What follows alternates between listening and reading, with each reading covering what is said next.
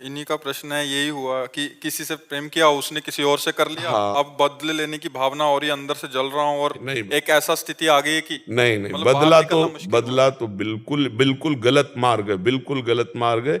चुपचाप सह जाओ और अपनी गलती मानो, अपनी गलती मानो कि हम बिना पहचान किए, बिना परिचय किए इस तरह से तमाशा देख डाला। नहीं तो किसी से प्यार करने के पहले कुछ दिन तटस्थ भूमिका निभाओ, देखो व्यक्ति का स्वभाव क्या है। केवल वो तुम्हारा शोषण करना चाहता है कि प्यार करता है?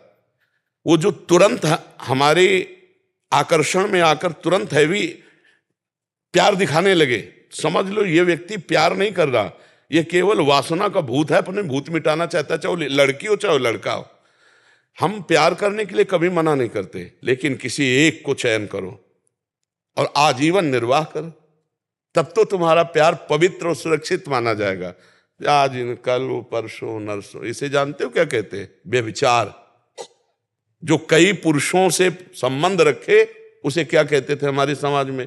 जो कई स्त्रियों से, वो क्या संबंध? आज इसे खिलवाड़ समझा जाता है। इसीलिए हमारे बच्चे और बच्चियों की बड़ी बौद्धिक स्तर की हानि हो रही। तो हमें लगता है कि आज हमारी जो समाज है, गर्लफ्रेंड बॉयफ्रेंड गंदे आचरणों की तरफ बढ़ रहे।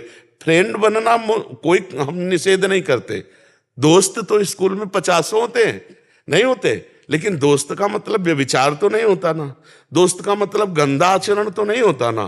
तो आप गंदा आचरण क्यों करते हो? दोस्त बनाओ, दोस्त तक रखो, और जब आपको इस कार्य में उतरना हो तो माता पिता को सम्मिलित करो और पाणी ग्रहण संस्कार करो, फिर जाओ गृहस्थी में आनंद लो।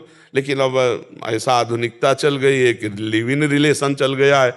वो पति वरण करेगी तो वो पति के साथ रह पाएगी, या ऐसा पुरुष पत्नी को अपने प्राण प्यारी मान पाएगा? तो अब जब ये नहीं होगा तो कलह अशांति और सब बढ़ता ही चला जाएगा। अब भोगों में सुख है नहीं। अब नए नए बच्चे जब भोगों में उतरते हैं तो सुखानुभूति होती नहीं है, तो फिर व्यसन करते हैं, ड्रग्स है, गांजा है, चिले, ये सब जीवन बर्बाद हो रहा है। तो आप लोग जैसे विज्ञ जन हैं, संभालो हमारी नई पीढ़ी को। हम महाराज जी, ये भी बहुत बड़ा कारण हो जाता है कि फिर शरीर को नष्ट करने का, कि अभी रहा नहीं गया, मानसिक तनाव हाँ से बाहर नहीं बहुत, आ पाए, बिल्कुल फिर हाँ एक बहुत। ऐसा नहीं, हम आप कह समझ रहे रहे हैं, हम कि उसमें घुस के समझ रहे हैं। जैसे बच्चे बात करते हैं ना तो इनके हम दिमाग में घुसते हैं, इनके दिल से दिल मिलाते हैं, तब छरछरा उठता है कि यार इसकी स्थिति क्या होगी, क्या हो। अब एक कोमल हृदय, मतलब सरल हृदय, चाहे लड़की को चाहे लड़के को, अब नई अवस्था है, अब उन्होंने दे दिया, अब वो तो जी जान से प्यार करता, वो देख रहा उसके साथ हंस रही, उसके साथ बात कर रही, अब वो कह रहा है तुम उसके साथ क्यों बात कर रहे, तो क्या तुमने हमें खरीद लिया है क्या? अब उसके जो हृदय में बीतती है, क्योंकि उसने आसक्ति कर लिया ना। आसक्ति का मतलब होता कर लिया, अब वापस होना मुश्किल है। जैसे दलदल में फंस गया, निकलना मुश्किल है।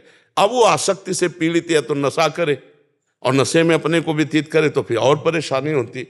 बहुत सोच समझ के, बहुत सोच समझ, ये जीवन नष्ट होने वाला नहीं है, ये जीवन खत्म। दूसरा तीसरा, हमको जीवन का तार तोड़ना है, दुख और सुख के ऊपर उठना है, हमें महान बनना है यार।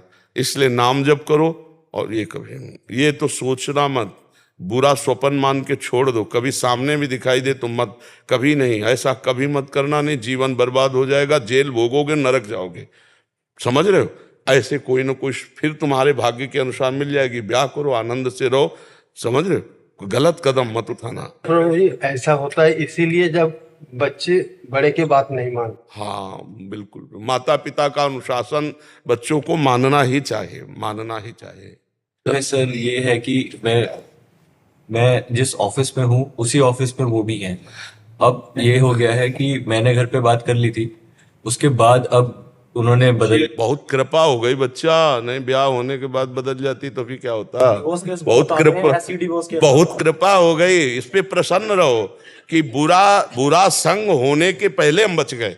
भगवान की कृपा मनाओ ना, और उसको उसको प्रणाम करो कि आपने असली रूप बलिया पहले दिखा दिया, बाद में दिखाती तो हम किसी काम के नहीं रह जाते। इसलिए उसी ऑफिस में जाना पड़ता है। कोई कोई फर्क नहीं पड़।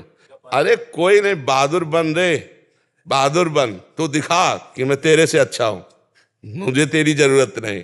और जब दोस्त हंसे तो तुम भी हंस दो यार, पागलों के बीच में हंसने में क्या जाता है? क्या जाता है? और उसको बुरा थोड़ी माना जाता है। मस्त रहो, जिंदगी को आनंदमय बनाओ। भाई हम सबसे प्रार्थना करते, हर परिस्थिति की काट है, परिस्थिति में मत डूबो, परिस्थिति को काट के आगे बढ़ो। ऐसी नहीं, ये कोई बेइज्जती है, उसकी मन है वो दूसरी जगह जा रही, कोई बात नहीं भाई, तुम्हारे अपना रूप दिखा दिया, हमारी कोई बात नहीं, हमारा भगवान देखेगा। कहीं ना कहीं ऐसा जोड़ लिखा होगा जो तुम्हें सुख देने वाला हो, ये आती तो दुख देती ना।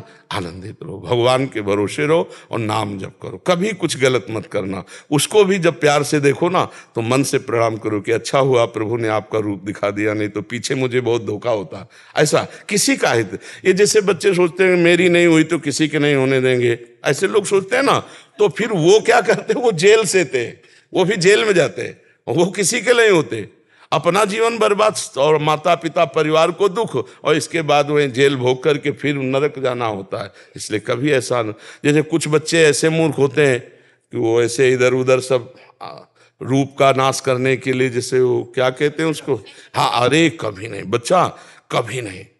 और एक चीज बताएं, सच्चा प्यार तुम अगर किए हो तो प्यार का स्वरूप जानते हो क्या होता है? अगर तुम्हें उससे सुख मिल रहा है तो मैं तुम्हें कभी नहीं देखूंगा, सुखी रहो, भगवान तुम्हें सुखी रखे, जाओ उधर, इसे प्यार कहते हैं।